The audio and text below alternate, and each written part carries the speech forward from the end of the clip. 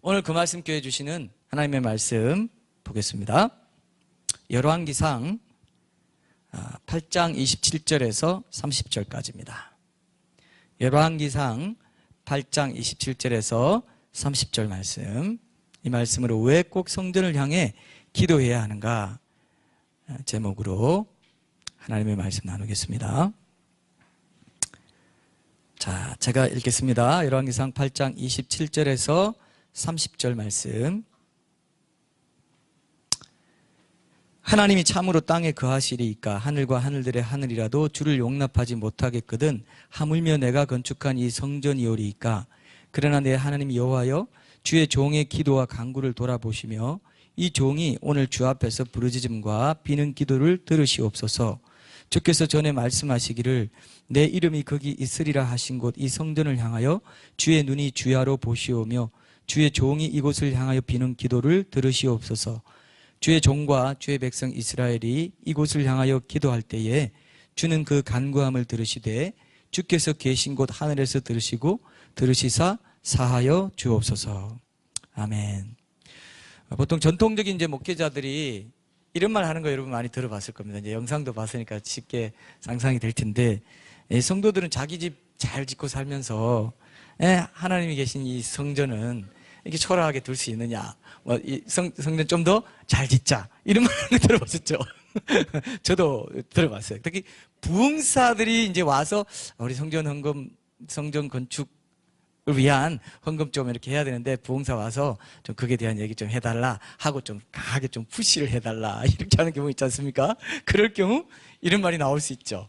나올 수 있고, 요즘은 다 아파트도 뭐 서울 아파트는 거의 10억, 20억이에요. 저는 상상이 안 됩니다. 어떻게 그럴 수 있죠?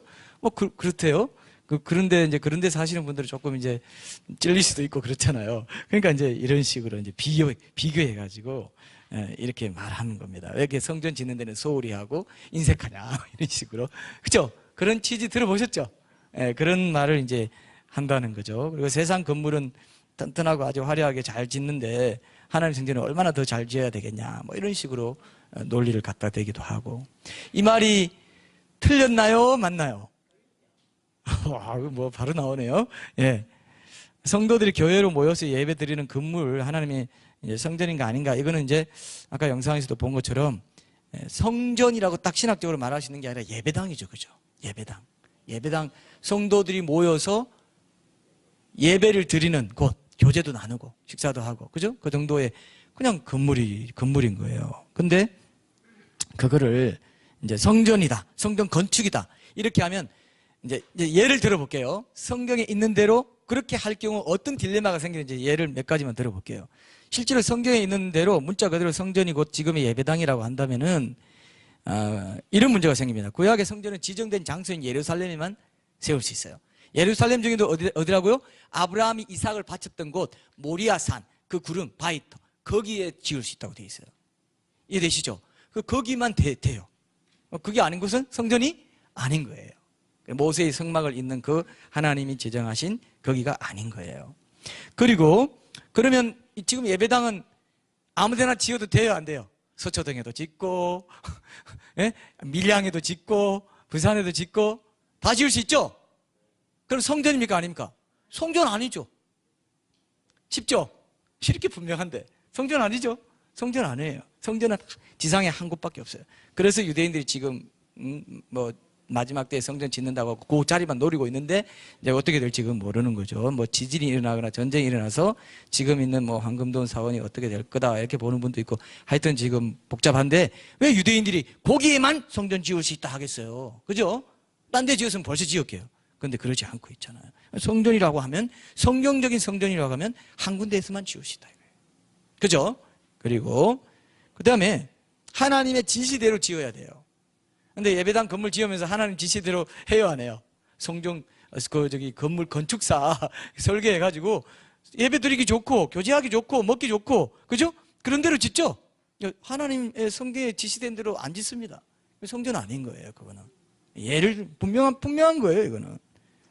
그리고 성전에서만 제사를 드렸어요, 구약 시대에는. 그렇죠? 근데 지금 우리가 제사로 영적으로 보면 영적 제사가 예배인데 어디서든 다 드릴 수 있죠? 길거리에서도 드릴 수 있고, 광야에서도 드릴 수 있고, 집에서도 드릴 수 있고, 교회 예배당에서도 드릴 수 있죠? 그럼 성전이에요, 안 해요? 성전 아니죠. 구약시대 그 성전 아니죠. 글쎄 예수님 오시고 나서 성전이 없어졌지 않습니까? 그럼 지금 성전은 없는 거거든요. 성전이 달라진 거예요. 그거를 이제 오늘 우리가 잘 확인하시면 성전 신앙이 얼마나 중요한지 알게 돼요. 성전, 지금 건물로서의 성전은 없은 대신 엄청난 성전이 사실 우리 안에 지금, 우리 가운데 있고, 우리 안에 있고, 그 성전 신앙을 바로 붙잡으면 여러분 신앙생활 바로 하게 돼요. 성전을 향해서 왜 꼭 성전을 향해서 기도해야 되는가? 구약시대 때 오늘 솔로몬의 본문 기도에도 나와 있고, 신약시대에도 성전을 향해 기도하는 것은 영적으로 살아있어요. 오늘 그걸 볼 겁니다. 굉장히 중요한 겁니다. 늘 굉장히 중요하다 하기 때문에 별로 이게 희소 가치가 없는데, 그래도 중요한 걸 어떻게 해요? 하늘 말씀 다 중요하니까, 그죠? 자, 그리고 성전에는 성전일을 보는 제사장이 있었습니다. 지금은 만인 제사장이죠. 그죠? 성전 제사장 아니면 절대로 못 들어갑니다. 그리고 예수님 돌아가실 때 성소, 아까 영상에도 나온 것처럼 성소, 지성소회와 성소의 휘장이 갈라졌죠. 이제 누구든지 예수님의 피공로로 하나님 계신 지성소로 들어갈 수 있다 이거예요. 어전에 들어갈 수 있다 이거예요. 어전에. 이해되시죠? 그러니까 만인 제사장, 제사장이 따로 없고. 그러니까 그런데 그거 다 제끼고 성전이다 이렇게 말하면, 물론 거룩한 곳은 맞죠. 우리가 성도들이 모시 예배 드리니까 특별한 공간이고 우리가 위해야 되고, 그렇게 이제 거룩하다고 여기는 거는 좋아요. 그건 좋습니다. 그러나 그걸 성전이다 이렇게 말하는 거는 문제가 되겠죠. 성경적으로는, 신학적으로는 문제가 된다는 게 신학자들의 생각이고, 지금 아까 보신 것처럼 다 그런 공통된 건데, 한국 교회는 이 건축에 대한 이런 것들이, 이걸 소유해가지고 어떻게 한다는 이런 것들이 많아지면서 교회 본래의 소명, 선교하고 구제하고 섬기고 이런 것까지 영향을 받아가지고 빚 갚느라고 헌금하면 빚 갚느라고 몇십 퍼센트를 하면서 하는 거 정상입니까? 아닙니까? 난 아니라고 본다 이거예요. 맞죠?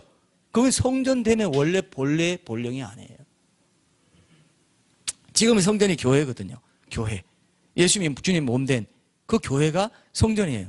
그러면 교회가 모여서 예배 드리는 곳이 성전이냐? 그게 아니죠. 교회는 이미 교회 성전이고 끝났는데, 성전이 모여서 그럼 성전당? 이렇게 해야 될 정도로. 그죠? 근데 또 교회당이라고 하면, 교회라는 진짜 성도들만의 그 모임이 아니라 예배당이라고 하는 이유는, 거기에는 또 명목상의 기독교인도 있고 지금 이제 과정 중에 있는 분들도 있고 하니까 그냥 예배당이라고 하는 게 더 신학적으로 맞다 이렇게 봅니다. 이해되시죠? 교회당이라고도 안 해요. 이해되시죠? 그래서 우주적인 교회로서의 교회당이라고 하지 않습니다. 예배당이라고. 누구든지 와서 예배는 일단 드릴 수 있으니까. 예배 드리면서 하나님 만날 수 있잖아요. 그죠? 안 믿는 사람도 와서 하나님 만날 수 있거든요. 더 알아갈 수 있고. 그러니까 예배당이 제일 적정하죠. 예배당이에요. 예배 장소, 예배 처소. 그냥 그러면 되는데, 우리가 이 예배실을 우리 교회가 창립되고 한 번도 성전이라고 불러본 적 없습니다. 우리 있나요? 없습니다. 성전이 아니니까. 그러나 예배당이죠. 그리고 우리가 성전이죠. 주님의 몸된 교회, 우리가 성전이에요. 그래서 이제 지금은 그러면 성전이 없는가? 그게 또 아니라는 것 때문에 오늘 본문 말씀이 나온 거고 오늘 설교가 나온 겁니다. 이해되시죠? 그죠? 그래서 왜 꼭 성전을 향해 기도해야 되는가? 거기에 대해서 오늘은 이제 보통 이제 세 가지 답 이렇게 찾아서 많이 했는데, 오늘 두 가지입니다. 여러분 쉬우라고, 기억하기 좋으라고. 오늘 딱 두 가지. 왜 꼭 성전을 향해 기도해야 되는가? 두 가지입니다. 그게 뭐냐면은, 첫 부분은 오늘 본문 보면 첫 부분은 27절부터 29절 상반절까지 제가 봤고요. 그 다음 29절 하반절부터 30절까지가 두 번째 부분이나 보고, 첫 번째 부분에 무슨 내용이 있냐면은 성전은 하나님의 임재가 있는 곳이다 이 얘기를 하고 있어요. 그죠? 그리고 그 부분, 왜 꼭 성전을 향해 기도해야 되는가 했을 때 첫 번째가 뭐라고요? 성전은 하나님의 임재가 있는 곳이기 때문에 성전을 향해 기도해야 된다 이겁니다. 그죠? 두 번째는 29절 하반절부터 30절까지인데, 성전을 향해서 기도하는 삶이 하나님의 백성들의 삶이라는 이 진리가 여기 드러나 있죠. 그죠? 그럼 그 두 번째 답이 뭔가 했을 때 바로 제가 아까 말씀드린 대로, 지금은 신약시대는 성전이 예수님과 예수님을 믿고 따르는 우리 성도들이기 때문에 성전을 향해서 기도해야 된다. 그건 궁금하죠? 뭔지. 그 얘기가 오늘 결론입니다. 굉장히 중요합니다. 오늘 잘 들으시면 성전 신앙이 왜 중요한지 이런 걸 알게 돼요. 성전 신앙이 어떻게든 우리 교회를 좀 성전 건축해가지고 좀 잘 지어야지. 그게 성전 신앙 아니고, 그게 성전 신앙이라고 생각하는 분은 없죠. 예, 성전 신앙 뭐라고요? 중요한 게 있어요. 오늘 그걸 미리 말씀드리면 여러분들이 주의해서 안 듣기 때문에 참 숨겨놓고 자꾸 숨겨놨다가 나중에 빵 하고 말씀드리려고 합니다. 기대하세요. 자, 첫째 그럼 한번 봅시다. 첫째는 아까 말씀드렸죠. 하나님의 백성들이 왜 꼭 성전을 향해서 기도해야 되는가? 구약시대의 성전은 하나님이 임재하시는 곳이기 때문에 그래요. 그죠? 그래서 여기 보시면 27절에 보면 하나님이 참으로 땅에 거하시리까 하늘과 하늘들의 하늘이라도 주를 용납하지 못하겠거든 하물며 내가 건축한 이 성전이올까. 여기는 없다 이거예요. 그 땅에 거하실 수가 없다. 옛날 구약시대 당시에 이제 하나님을 안 믿는 사람들은 그 지역의 그 신들이 땅이나 어떤 산 이런 제한된 지역만의 신으로 생각하고 거기에 거한다고 생각했어요. 그런데 솔로몬은 지금 어떻게 말합니까? 땅에 거하지 않습니다. 그 시대에 살고 있던 사람들의 신관과는 전혀 다른 진짜 백이 지혜를 갖고 있죠. 이건 하나님이 지혜를 주신 거예요. 그래서 딱 이렇게 고백합니다. 보통은 뭐 다고온 신이라든지 뭐 이런 건 다 그 안에 있는 줄 알고 있습니다. 그런데 지금 어떻게 고백합니까? 진짜를 고백하고 있죠. 그 사도행전 17장에도 보면 사람이 만든 그 장소에 거하지 않는다고 그랬잖아요. 그죠? 사도 바울이 그리스 아테네 가서. 그런 것처럼 똑같이 솔로몬도 그런 거 아니다 하고 진짜 백이 고백을 하고 있습니다. 그래서 27절에 보면은 하늘들의 하늘이라도 히브리어로 보면 이게 하늘 끝 아주 높은 하늘 뭐 이런 건데 옛날에 이제 우주관에 이런 게 있었어요. 하늘이 층층으로 되어 있다. 그래서 그 층층으로 되어 있는 하늘의 제일 높은 하늘이 이제 하늘들의 하늘이라고 이제 표현했다. 이렇게 봅니다. 이해되죠? 그래서 여러 층이 되어 있다. 결국 이제 천국도 여러분들이 이제 뭐 간증을 하시는 분이나 이렇게 하시는 분들이 보면은 천국이 스카이 대기권과 스페이스 우주와 둘째 하늘, 셋째 하늘이 헤븐 천국인데 스카이, 스페이스, 헤븐인데 그 헤븐도 삼층천으로 되어 있다라고 많은 사람들이 얘기합니다. 1층, 2층, 3층. 제일 높은 곳이 이제 그 하나님이 계시는 캐피털 시티죠. 우리도 보면 수도가 있듯이 그런 식으로 말해요. 그래서 3층인 사람은 2층, 1층으로 올 수 있지만 1층인 사람은 2, 3층은 못 간다. 뭐 이런 식으로 얘기하는 사람도 있고 그 교회사에 보면 그런 기록들이 있습니다. 그렇게 말하는 분들도 많은데 우리가 가봐야 하는 거니까 일단 우리가 이제 생각은 해놓는 겁니다. 상급의 차등이 있기 때문에 그럴 수 있겠다. 이 정도만 생각하세요. 우리가 못 본 거니까. 어쨌든 하늘들의 하늘, 그 하늘에도 천국에도 또 하늘들의 하늘이 있다는 개념으로 본다면 이 말씀이 그렇게 낯설지는 않습니다. 어쨌든 온 우주 전체를 말해요. 땅과 하늘들의 하늘이란 말은 천지고 우주 전체도 하나님을 담아낼 수 있다 없다? 담아낼 수 없다 이거예요. 무한 광대하시기 때문에 담아낼 수가 없다. 그래서 근데 이제 여기 보면은 하나님께서 담아낼 수 없지만 은혜로 인간들 사이에 임재하시도록 약속한 곳이 성전이라 이겁니다. 하나님의 약속이 있기 때문에 그 성전이 어때요? 내가 거하는 곳이라고 하나님이 허락해 주시고 그렇게 말하자면 인허가를 내줬어요. 여기서 기도하면 내가 듣고 여기를 향해서 기도하면 내가 듣고 이런 말입니다. 여기서 오는 사람 내가 만나주고 뭐 이런 의미가 있습니다. 지성소에 임재한다. 하나님이 약속해 주시고 하나님이 지정하시니까 되는 거지. 우리가 지정해가지고 하나님 여기 거하세요 하면 됩니까?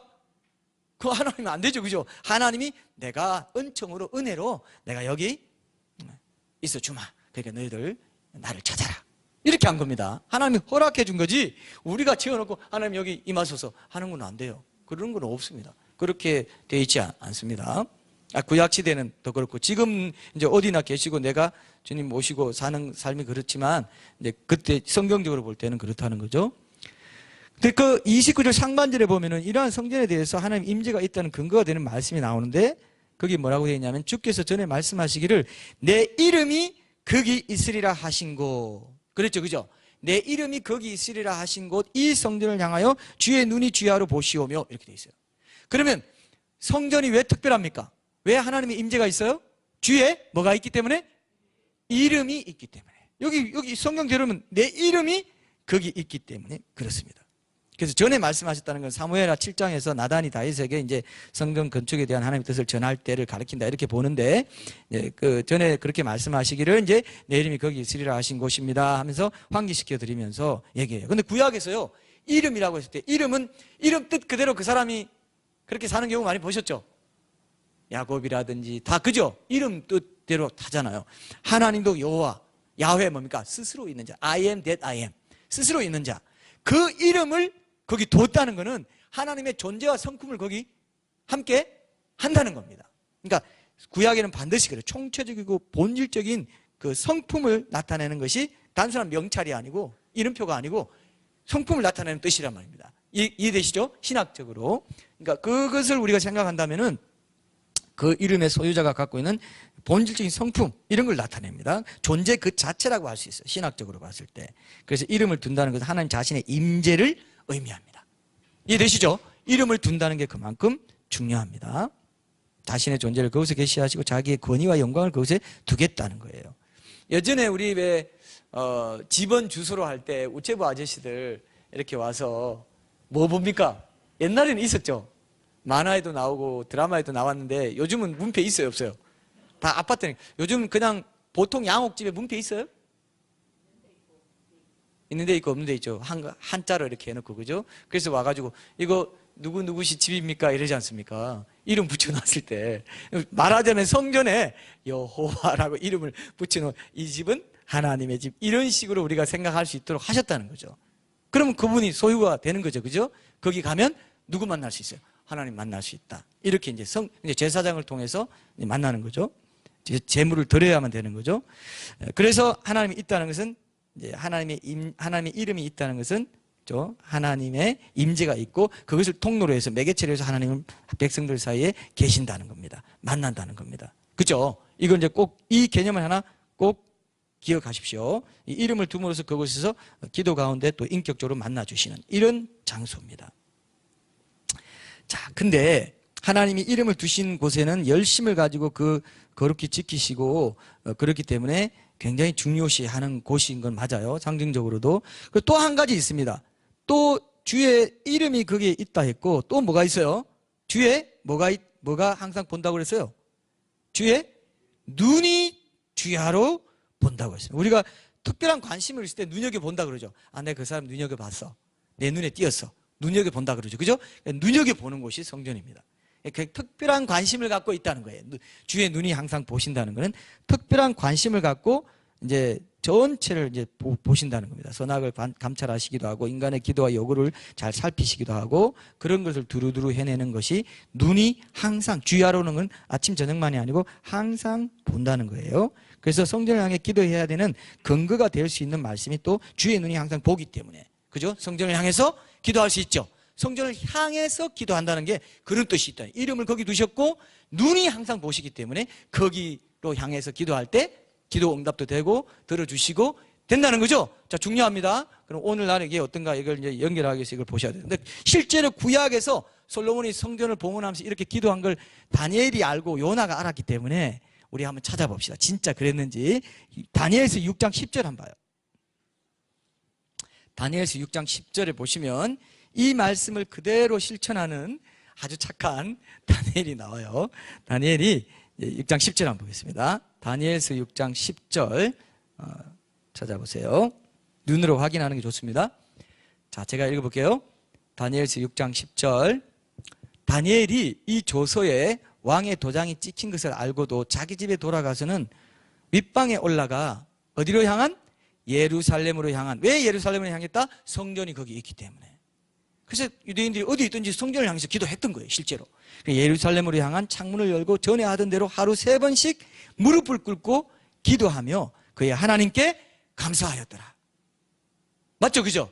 예루살렘을 향해서 메데파사 다리오 왕이 다니엘과 함께 세 사람의 총리를 세웠는데 이제 제일 총명한 게 다니엘이니까 전국을 다스리도록 새 총리 중에서도 더 뽑아가지고 전국을 다스리게 하려는 계획을 알고 총리들과 고관들이 음모를 꾸민 겁니다. 그래서 왕 외에 다른 어떤 신이나 이런데 이게 기도하고 구하고 이런 사람이 있으면 무엇을 구하면 사자굴에 던져 넣게 하시오.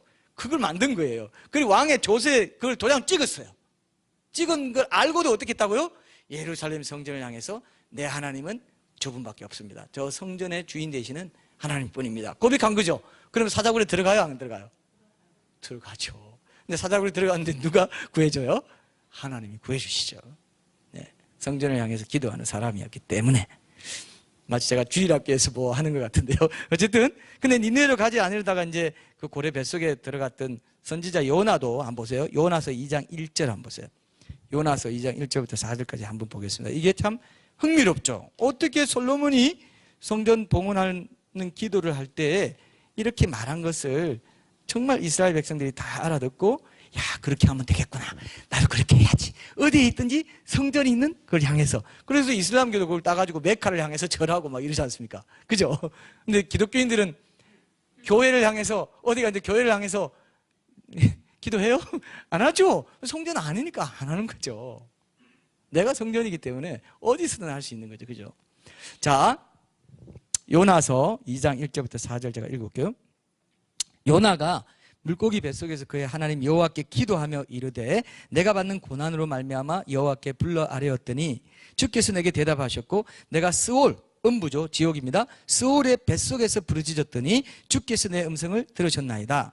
주께서 나를 깊음 속 바다 가운데 던지셨으므로 큰 물이 나를 둘렀고 주의 파도와 큰 물결이 다 내 위에 넘쳤나이다. 내가 말하기를 내가 주의 목전에서 쫓겨났을지라도 뭐라고 합니까? 다시 주의 성전을 바라보겠다 하였나이다. 이게 당시 구약시대에 하나님 백성들의, 유대인들의 신앙이었다 이겁니다. 성전 신앙. 성전을 향해서 바라보며 기도하는 겁니다. 그래서 원래 광야 생활에서도 이스라엘 백성들은 성막을 중심으로 12지파가 배열돼가지고 이동했죠. 그죠? 성막 위에 구름이 멈추면 함께 멈추고, 이동하면 함께 이동하고, 이렇게 했습니다. 불기둥, 구름 기둥. 낮에는 구름 기둥, 밤에는 불기둥. 이렇게 밝기도 하고 따뜻하게 해주고 사막에 저녁에 춥기 때문에 그렇게 해서 움직였는데 그 구름 기둥, 불 기둥이 뭘 상징했다고요? 하나님의 임재를 상징했다 이거예요. 그죠? 하나님의 임재입니다. 임재를 쫓아서 사는 삶이에요. 이게 지금도 살아 있습니다. 성막이 유대인들의 삶의 중심이었습니다. 그래서 그 하나님의 임재를 따라서 움직여, 가라 하면 가고 멈추라 하면 멈추는 그런 삶이었어요. 그죠? 근데 지금 우리도 마찬가지입니다. 하나님은 무소부재하시지만요, 무소부재하다고만 생각하면 그냥 자연적으로 사는 거예요. 근데 하나님이 내게 임재하시고 오늘도 나와 함께 하시고 동행하시고, 오늘 내가 묵상한 말씀을 통해서, 말씀이 하나님이시기 때문에 이 말씀을 통해 나를 지켜주신다. 약속한 말씀대로 내게 행하실 것이다. 이렇게 그 임재를 내게 적용하면서 믿고 살아갈 때 그 무소부재한 것이 임재의 능력으로 내 안에 임한다 이겁니다. 맞죠? 하나님 무소부재하죠. 그러니까 대충 사는 사람들은 이렇게 말합니다. 야, 아침에 골방기도 정해놓고 해야 그러면, 난 하루 종일 기도해. 기도해야 안 해요. 사실 기도 안 하는 거를 기도해 이렇게 말하는 거랑 마찬가지예요.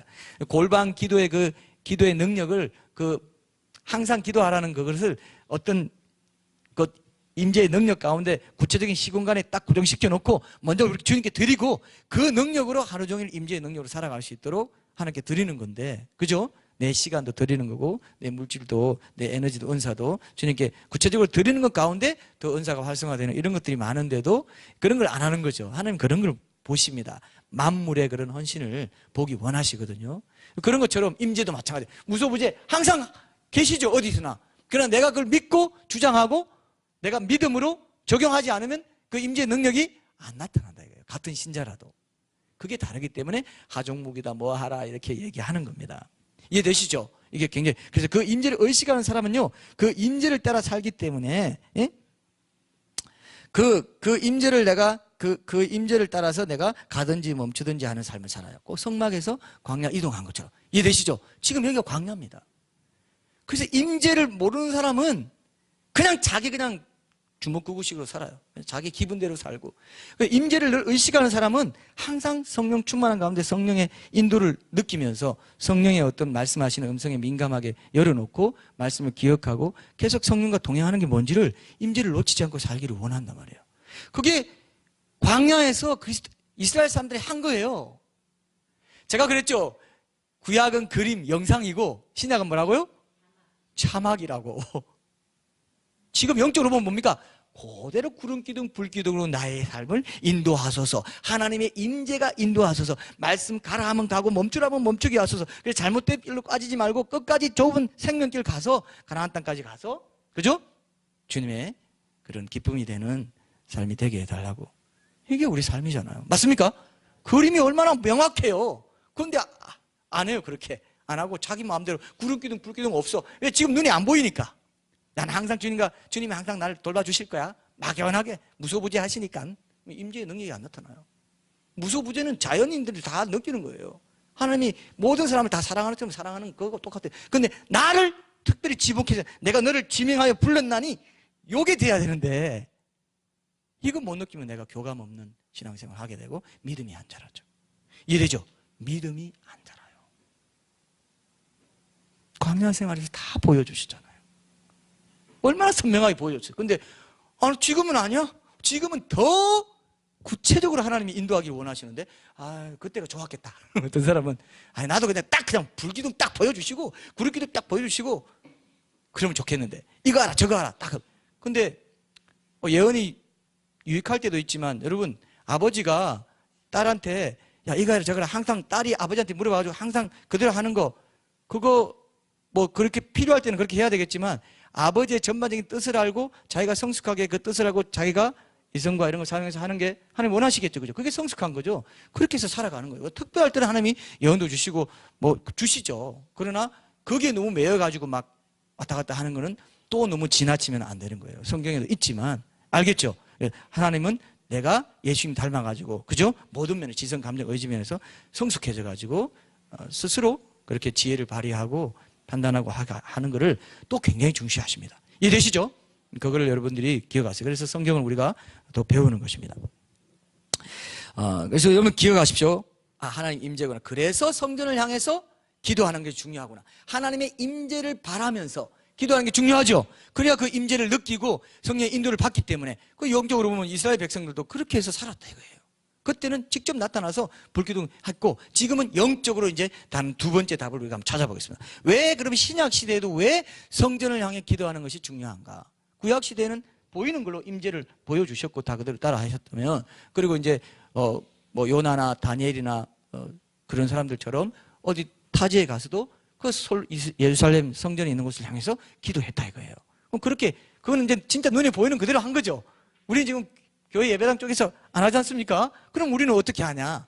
그게 이제 우리의 남은 두 번째 답이 돼야 되고 우리의 이제 적용점이 돼야 되겠죠.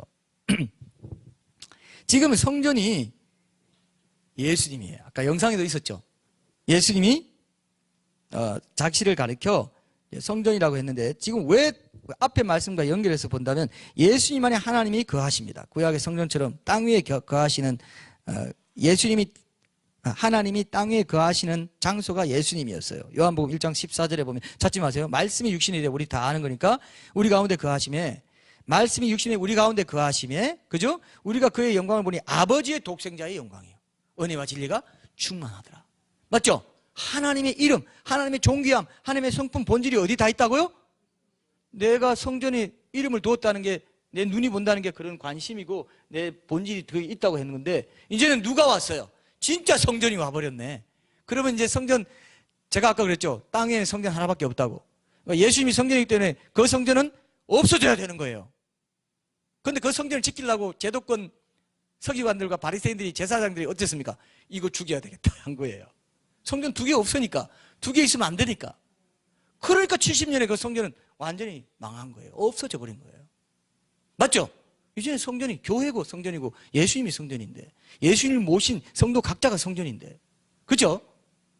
그래서 아까 이제 우리가 또 확인해 보겠지만, 이건 굉장히 중요한 이제 그 사실적인 성육신 하신 하나님 속에 하나님이 거하시기, 예수님 속에 하나님 거하시기 때문에 이제는 성전이 곧 예수님입니다. 근데 예수님 안에서 하나님의 이름도 알려줬다고 되어 있어요. 이걸 우리가 한번 확인해야 됩니다. 앞에 말씀과 연관지어야 이 말씀을 우리가 이해할 수 있기 때문에, 요한복음 17장 6절 한번 봅시다.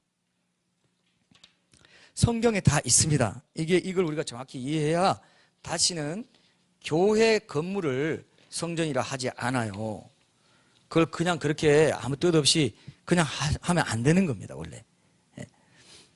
자, 6절. 세상 중에서 내게 주신 사람들에게 내가 아버지의 이름을 어떻게 해요? 나타내었다 그랬죠? 아버지 이름이 아까 어디 있었어요? 하나님 성전에 있었지 않습니까? 근데 그 성전이 왔기 때문에, 성전이 예수님이기 때문에 예수님이 아버지의 이름을 나타내는 겁니다. 자, 그럼 26절 한번 보세요.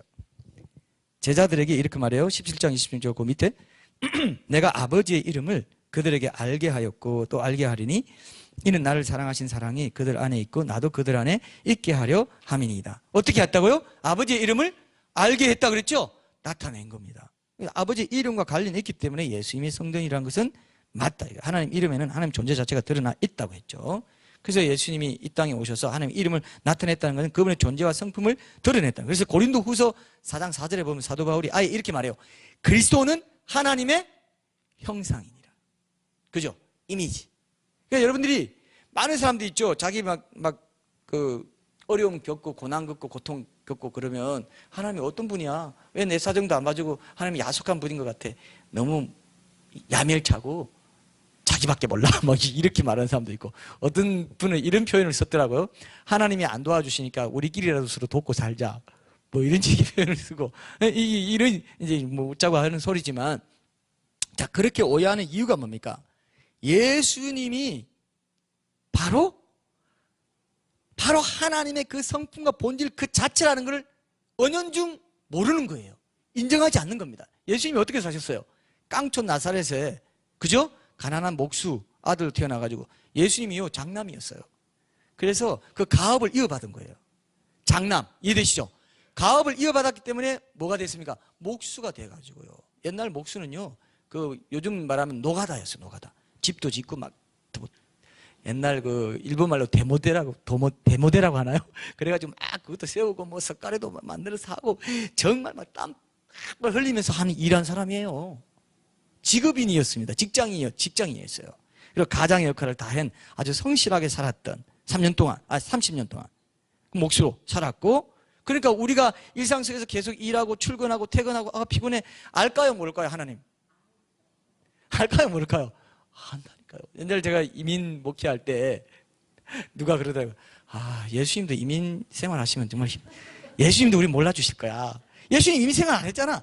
예수님 고향에 살았잖아. 이렇게 얘기하더라고요. 얼마나 이민 생활 힘들면 이민 생활은 다 투잡, 쓰리잡 뛰어야 이게 유지가 되거든요. 얼마나 고생하는지 몰라요 사실. 여기서 보면 미국 생활 좋아 보이지 않습니까? 근데 미국에서 사시는 분들은 고생이 많습니다. 뭐 일부 좀 특별한 분들 빼고는. 자 그래서 그렇게 사셨고 공생의 3년 동안은 소외된 자, 아파하는 자, 그죠? 그리고 약한 자들과 함께 하시면서 그들을 치유시켜주고 회복시켜주시고 나중에는 모든 사람의 죄를 다 지시고 그죠? 발가벗기운 채 처참하게 죽으셨죠. 내가 고통이 아무리 크다 할지라도 하나님이 직접 당하신 고통보다 커요? 적어요? 그렇지 않아요. 그래서 우리가 기도하면 항상 하나님이 보좌에서 항상 하는 말이 그거라고 하지 않습니까? 나도 안다. 나도 알아. 나도 경험해봤다. 이게 중요합니다. 그럼 끝난 거 아니에요? 하나님, 야, 나도 안다. 이러면 이제 끝난 거 아닙니까? 예, 이민생활.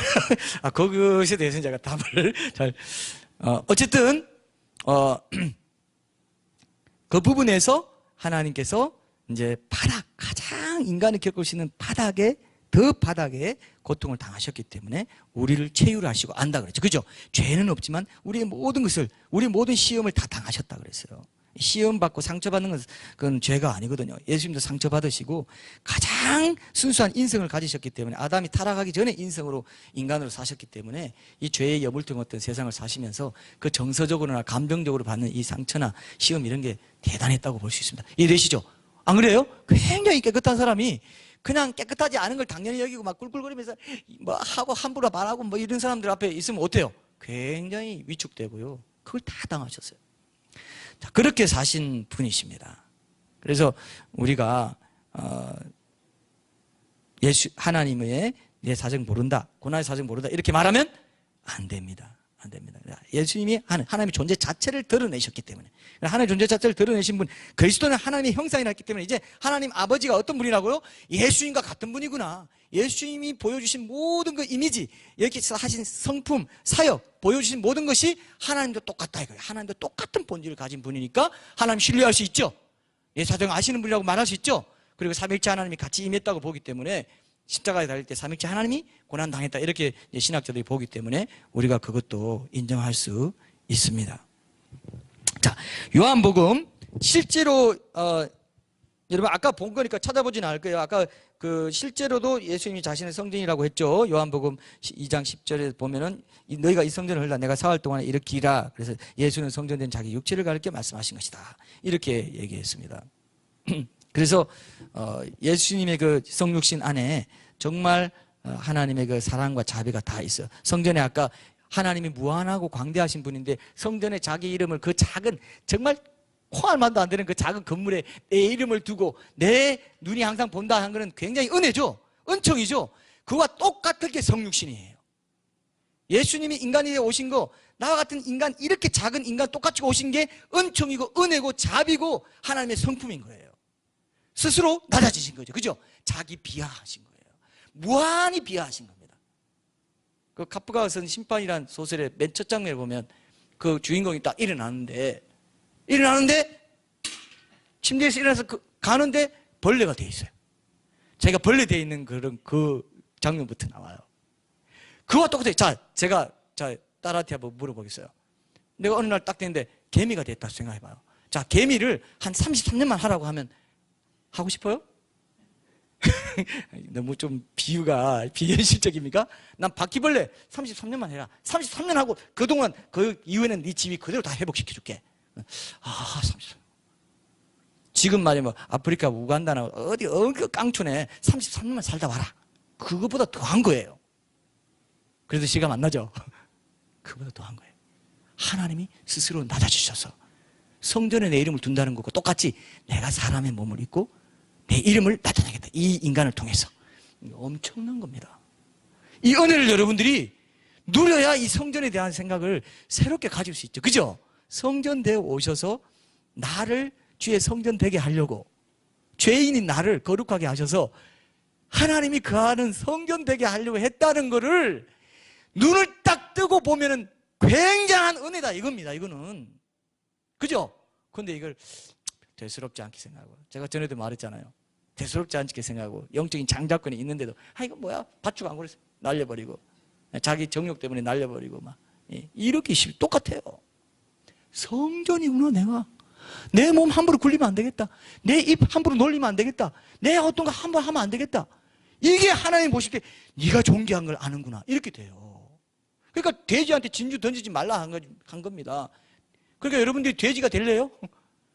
여러분들이 이거 보고 귀한 거 보고 성전이야 네가. 그러면 뭐 많이 들어온 거 어릴 때부터 주일학교부터 들어왔는데 그러면 이제 안 되는 거예요.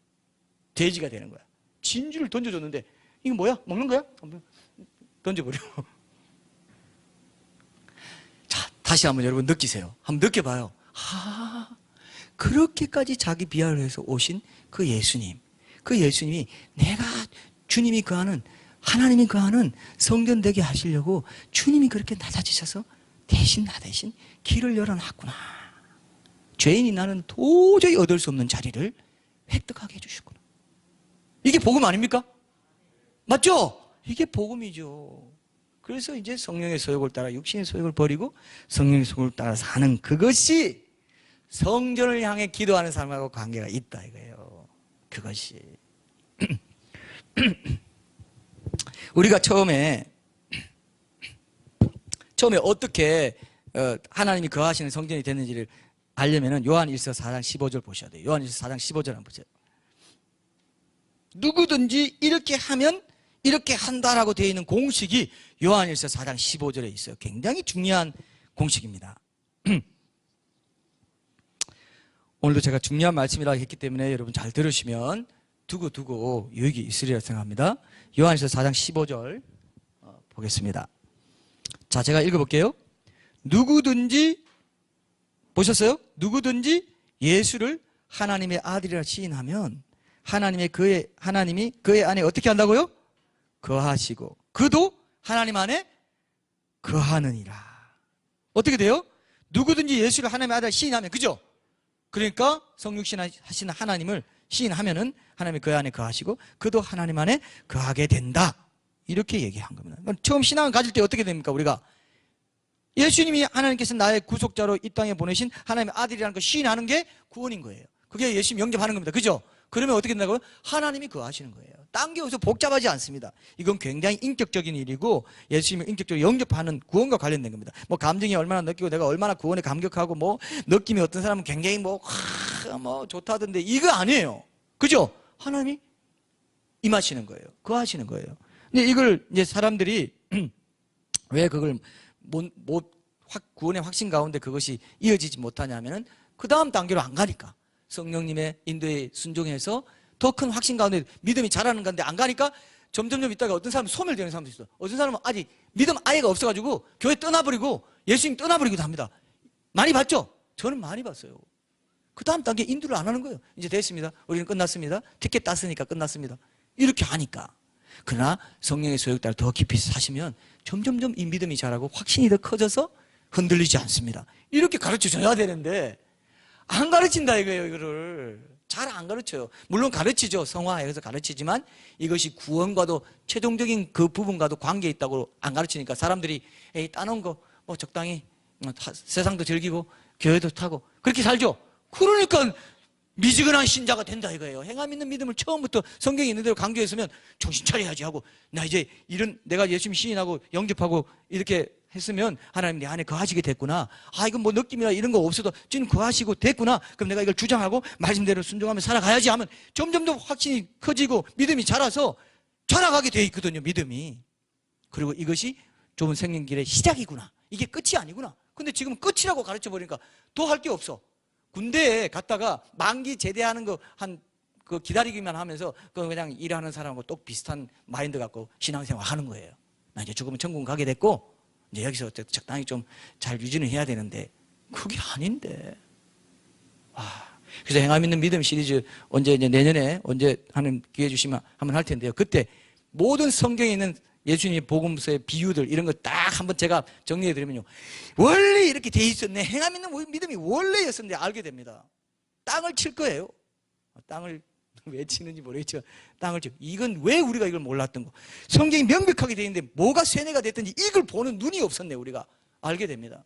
이해되시죠? 초지일관 구약과 신약이 딱 하고가 맞아요. 다 티켓 따는데 뭐 그렇게 사도 바울은 너희들을 해야 내가 울면서 권고하느니 이렇게 해라 저렇게 해라 꼭 이렇게 해라 이렇게 안 하면 죽어 이놈들아. 뭐 티켓 다 땄는데 이 신학이 이렇게 큰 영향을 줍니다. 육신의 소욕을 버리고 성령의 소욕을 따라 사는 것 이것이 너무너무 중요해요. 그래서 그렇게 주님을 영접한 사람은 예수님을 사랑하는 마음이 있는데 이건 크든지 작든지 있어요. 크든 작든 문제가 안 됩니다. 임한 것 자체가 성령의 기적적인 역사 없이는 임하지 않거든. 이 자연인은 예수님 사랑할 수 있어요? 절대 없어요. 내가 예수님 사랑하는 마음이 있다면 이미 작든지 크든지 이제 커져야 이제 성화가 되는 거고 성숙한 거고 예수님에 대한 사랑이 여러분 마음에 커져 있으면 굉장히 성숙한 거예요. 그걸로 지표로 삼을 수 있습니다. 이해되시죠? 예수님이 사랑하는 마음 때문에 순종할 수 있고 다 모든 걸 다 할 수 있기 때문에 예수님이 사랑하기 때문에 세상도 버릴 수 있어요.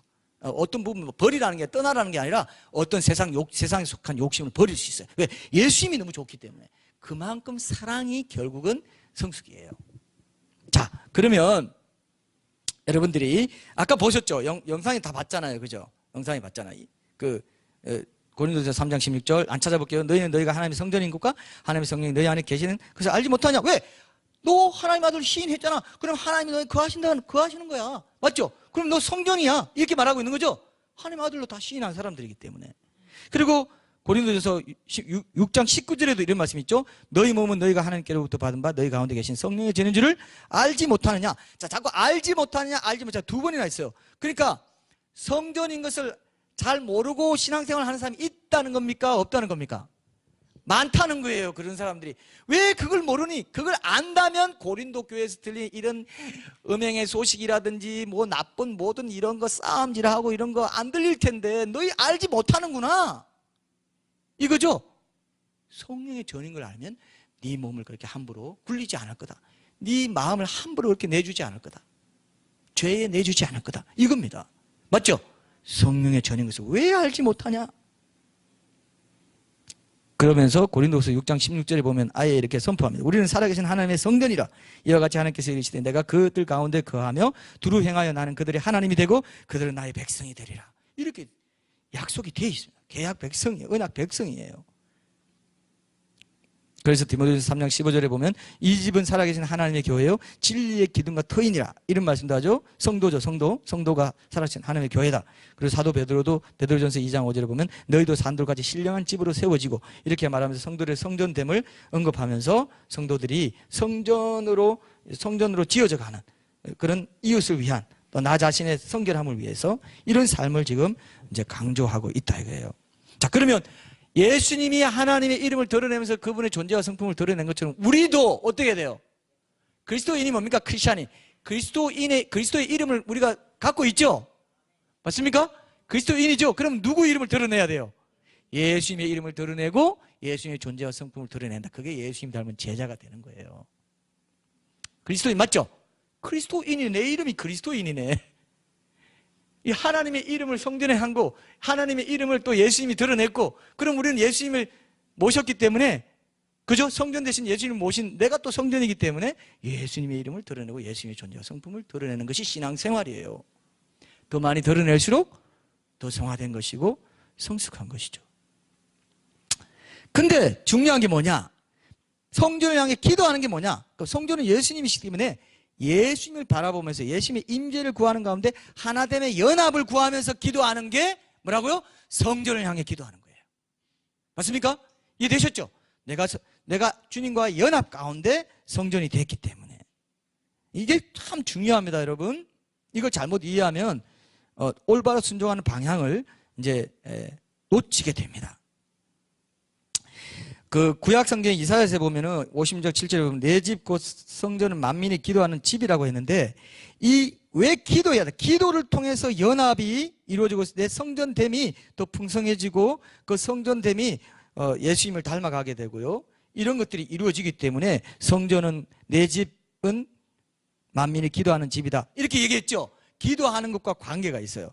근데 또 사도 바울이요. 여러분 그 고린도전서 6장 17절에 보면 어떻게 우리가 예수님과 연합이 돼가지고 예수님의 성전이 됐느냐 하면은 이렇게 표현합니다. 주와 합하는 자는 한 영이다 이렇게 했어요. 자, 뭐라고요? 연합되어 있기 때문에 성전이 된다 그랬습니다. 맞습니까? 그럼 연합되려면 여러분 예수님과 연합되려면 누구와 친밀해져야 되겠죠? 예수님과 친밀해져야 되죠. 누구와 이렇게 하나됨을 느끼려면 어떻게 해야 돼요? 대화하고 교제해야 되죠? 그게 뭡니까? 기도다 이거예요. 그게. 그러니까 내 집은 만민이 기도하는 집이라 그러면 될 것이다. 그리고 마가복음에서도 예수님이 뭐라고 했습니까? 나 사람들 쫓아내면서 아까 영상에 봤죠. 11장 17절에 보면 기록된 바 내 집은 만민이 기도하는 집이라 칭함을 받으리라 하지 아니하였느냐. 그 성전에서 하는 중요한 일이 뭡니까? 기도라는 거예요. 연합. 더욱더 예수님과 한 영으로 연합되는 것을 사모하는 거. 그것이 기도다 이거예요. 성전의 가장 중요한 성전 신앙의 핵심 동력이 뭡니까? 기도라고 말하고 있잖아요. 성전을 향해 기도합니다. 오늘 본문에 있죠. 근데 또 내 집은 만민이 기도하는 집이다. 예수님도 만민이 기도하는 집이다. 연결돼요.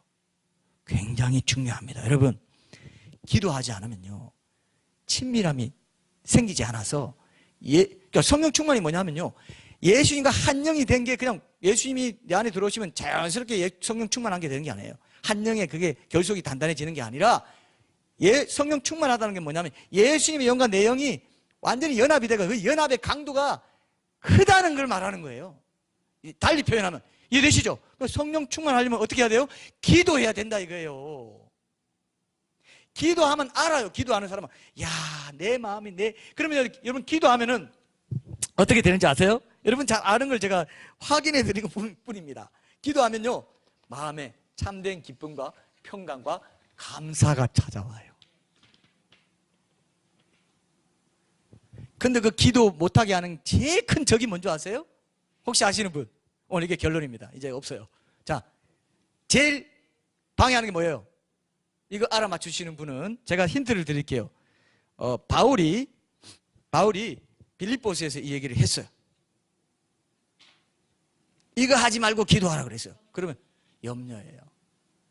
염려 우상숭배라고 했습니다. 염려 때문에 원망하고 불평하고 감사하지 못하고 기뻐하지 못하고 평강하지 못합니다.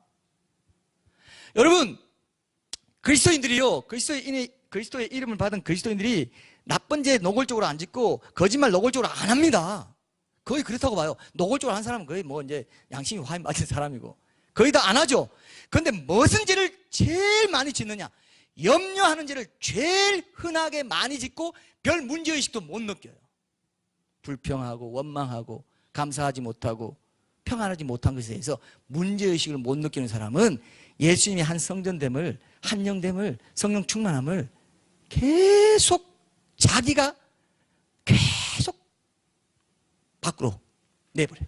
자꾸 자기가 반대하고 있어요. 자기 육신의 소욕을 하나님 앞에 기도로 굴복할 생각이 없어요. 제일 큰 문제입니다, 이게. 제일 큰 문제. 그래서 아까 그러죠. 예수님도 이민생활 해봐. 자기 염려된다 이거예요. 내 염려를 알려면 예수님도 이민생활 해봐야 된다는 거죠. 그죠? 똑같죠? 여러분, 제가요, 오랫동안 이제 그런 걸 잘 지켜보면서 이 염려란 놈이 결국 모든 걸 다 망치더라고요. 하나님 임재 망치죠. 기뻐하지 못하게 하죠. 감사하지 못하게 하죠. 작은 일에 보고 작은 일에 감사하는데 안 되죠. 충성도 안 돼요. 염려가 있기 때문에. 온전히. 결국 기도 안 하는 거예요. 염려를 왜 하는 줄 아세요? 그게 불신의 아주 전형입니다. 왜? 나를 믿기 때문에 기도를 못 맡겨요. 그래서 염려해요. 나한테 기도하는 게 염려예요. 염려는 한판 하자. 기도할 시간에. 염려는 한판 해. 뭐 기도해. 염려하는 게 훨씬 더 재밌는데. 익숙해져가지고 이 죄악된 내 본성, 자아중심, 이 선악과 논리에 익숙해져가지고 어떻게 하면 어떻게 하면 좋은 방법이 될까? 생명과로 하나님이 나한테 성령 충만함으로 지혜를 이끄시고 하나님이 생명에 대해서 나를 생명길로 인도해 주십시오. 이게 기도인데 그건 싹 생명과는 따먹을 생각 안 하고 선악과로만 머리 돌리면서 그게 염려입니다. 머리 돌리는 거. 선악과 머리. 선악과 하지 말라는 게 아닙니다. 지혜롭게 다 판단하고 나 할 건 다 해야 돼요. 근데 내 마음의 중심이 예수님이 충만해져서 그 일을 하라는 거거든요. 우선순위입니다. 이해되시죠? 염려를 여러분 잘 관찰하세요. 염려 없는 그리스도인들이 없어요. 없죠. 죽을 때까지는 아닙니다. 근데 어느 정도 그게 제어가 되냐 이거죠. 적각 오면 적각. 아무것도 염려하지 말고 오직 뭐라고요? 모든 내 기도와 간구로 너희 구할 것을 감사함으로 하나님께 아뢰라 했잖아요. 그래야 모든 지각이 뛰어난 하나님의 평강이 어떻게 해요? 너희 마음과 생각을 지켜주신다 했는데 안 믿으니까 될 리가 있나 이게. 제가 오늘 중요하다고 말씀드렸죠. 오늘 말씀 잘 들으시면 성전신앙을 올바로 회복하면은 한영됨을 내가 더 공고히 하기 위해서 기도해야 되는구나. 성전은 만민이 기도하는 집이구나. 그 집이 나구나. 내가 기도해야 성령이 충만해진다는 것은 하나님과 예수님과 연합이 견고해지는구나. 그러므로서 나는 든든해지는구나. 든든해져요. 뭐가 와도 든든해. 이걸 맛보지 않고 신앙생활, 교회생활, 주일 출석만 하면 얼마나 그게 종교적인 생활이고 율법적인 생활인지 아세요? 그건 고통스러워요. 그래서 다 교회 떠나는 거예요. 아이고 얻는 것도 없다. 고통스럽기만 하고 맨날 여기서 막 이렇게 하라 저렇게 하라고 들리고 율법적으로 나를 막 찌르는 것 같고 하니까 아이고 왜? 주님과의 하나됨 속에 계속 나아가면 그게 다 들어와요. 다 흡수가 돼요. 흡수가 돼요. 근데 내가 자꾸 이렇게 하고 있기 때문에 그게 더 짐이 돼버리는 게 완전히 막 가시채를 뒷발질하는 것처럼 짐이 돼가지고 나 이거 지금 기본이 안 돼 있기 때문에 더 부담이 되는 거예요. 자, 이걸 잘 보십시오. 너무너무 중요한 거예요. 이거 오늘 딱 붙잡고 우리 성전신앙은 뭐라고요? 기도하는 거예요. 하나됨의 연합을 견고히 하는 겁니다. 성전이 한 영이다. 주와 합하는 자가 한 영이다. 그러면서 너희가 성전이라고 했기 때문에 예수님이 나 대신 드러나는 거예요. 그죠? 보십시오. 염려에서 원망, 불평, 모든 짜증, 모든 게 다 나요. 감사치 못하고, 기뻐하지 못하고, 걱정하고 있고 늘 인상 쓰고 있고. 그러면 어때요? 성전, 그 사람 보고 성전이라고 하겠어요? 성전이라고 할 수가 없어요. 그러면 예수님께 누가 되죠? 예수님께 욕이 돌아갈 수 있죠. 그리스도인이라는 이름을 갖고 있기 때문에. 그러니까 제가 그렇게 명절날 만나면 뭐라고요? 야, 너는 교회 다니면서 왜 그 모양? 야, 쉽게 하는 말로. 다 그런 말 하죠. 하나님 믿으면 안 그런 거 아니야? 다 그러죠?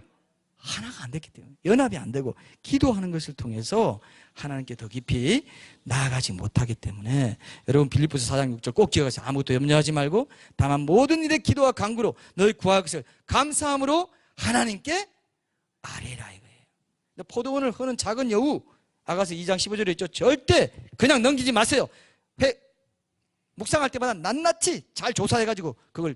포도원이 그냥 포도원이 아닙니다. 포도나무예요. 포도나무 가지에 우리가 붙어 있는데 그 하나됨을, 한몸됨을, 그 성전 한 성전됨을 해치는 게 포도원을 하는 작은 여우 염려라 이겁니다. 내 작은 죄들, 자잘한 죄들, 별 생각 없이 그냥 허용한 죄들이 포도원을 하는 작은 여우라 이거예요. 포도나무 가지에 못 붙어 있게 하는, 한몸됨을 해치는. 포도원이 그냥 포도원 아니죠. 포도나무 가지에 연결되잖아요. 포도원을 하는 작은 여우, 이 염려를 계속해서 잡아냈어요. 말씀으로 잡아내고 조명하고. 왜 염려할까? 주님이 내 안에 계신데 왜 내가 모른 척하고 밀어내버릴까? 주인이 주인 되심을 내가 왜 무시하고 살까? 이거를 꼭 기억하셔서 이제부터는 여러분들이 예수님의 이름으로 기도한다는 것도 마찬가지입니다. 예수님의 이름으로 기도한다는 것도 바로 예수님의 뜻에 맞게, 하나님의 뜻에 맞게 기도하면 응답한다 했잖아요. 기도도 그런 거잖아요. 예수님의 이름으로 기도하는 그런 그냥 단순히 주문이 아닙니다. 그 분명히 그죠? 하나님 뜻에 맞게 예수님의 권위와 영광을 높여드리는 삶을 살기를 소원하면서 주님의 뜻에 맞게 기도한다는 표시가 예수님 이름으로 기도한다는 것이기 때문에 그 기도하는 삶이 여러분들이 새로워져야 돼요. 맞습니까? 그걸 오늘 적용으로 삼으시고 내가 성전된 삶을 회복할 수 있도록 성전신앙, 온전한 성전신앙을 회복할 수 있도록 여러분들이 결단하시고 염려를 잡아내고 하나님의 예수님의 성전됨의 그 삶이 내 안에 온전히 이루어지게 해달라고 함께 우리가 찬양하면서 결단하면서 기도로 주님 앞에 나아가겠습니다.